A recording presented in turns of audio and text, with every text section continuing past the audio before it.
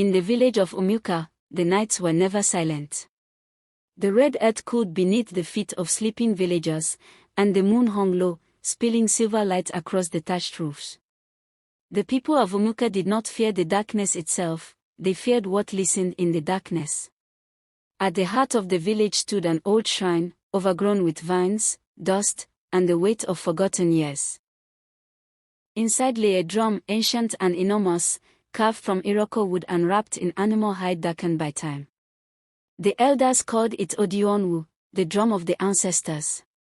No one touched it. No one played it.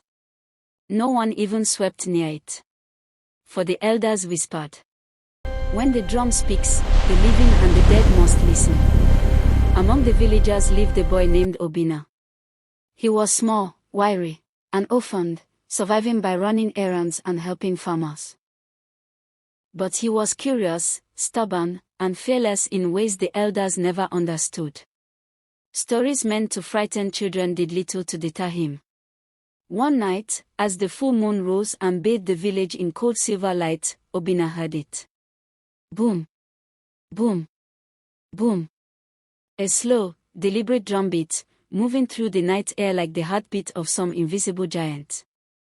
Obina's heart pounded, but his curiosity burned brighter than his fear. With a lantern in hand, he followed the sound, weaving through darkened streets until he reached the old shrine. The door, sealed for decades, stood wide open. Inside, the drum rested in the center. Silent. And then it spoke. Not aloud. Not in words. But in his mind. Child of dust and breath, the land is in danger. Obina fell to his knees, trembling. Greed has poisoned the soil. Blood money feeds the roots of the forest. The river spirits are angry. The ancestors are watching. Visions flooded his mind, forests snapping like twigs, rivers drying to cracked beds, children crying in empty streets, shadows walking freely among humans. At the third midnight, the boundary will break. The living and the dead will walk together. Terrified but compelled, Obina ran to the village, seeking the elders. He pleaded with them, describing the drum, the visions, the warnings. They laughed. They mocked him. They called him a mad orphan. Until that very night. The chief's son screamed that shadows were dragging him into the ground. The river overflowed without rain. Animals fled the forest. Cold winds blew through locked doors. The village trembled. At last, Mama Ezenwani, the eldest elder, blind and bent with age, spoke. The drum has spoken again, after 200 seasons. She revealed the truth. Long ago, the ancestors had set laws. Never take more than the land can give.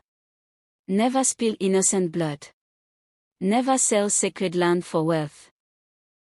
But the leaders had broken all three. They sold forests. They polluted rivers. They took bribes. They ignored the poor. The drum was not cursed. It was a witness. It only spoke when judgment was near. The land does not want blood. The ancestors do not want death, Mama Ezenwani said. They want truth. They want repentance. That night, the villagers confessed. Stolen lands were returned. The forest was protected. The river cleansed. Offerings were made. And Obina, the orphan boy, was chosen as the keeper of the drum. Not to play it, but to guard it. On the third midnight, the drum beat one final time. Boom! Boom! Boom! Then silence. The wind stilled. The river settled. The shadows faded. The boundary had closed. From that day forward, Umuka changed. Justice replaced greed. Truth replaced fear. Balance replaced pride.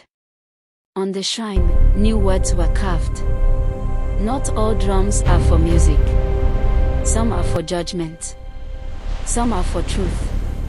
Some are for memory. And they say, even now, if you hear a drum beat at midnight and no drummer is in sight, run.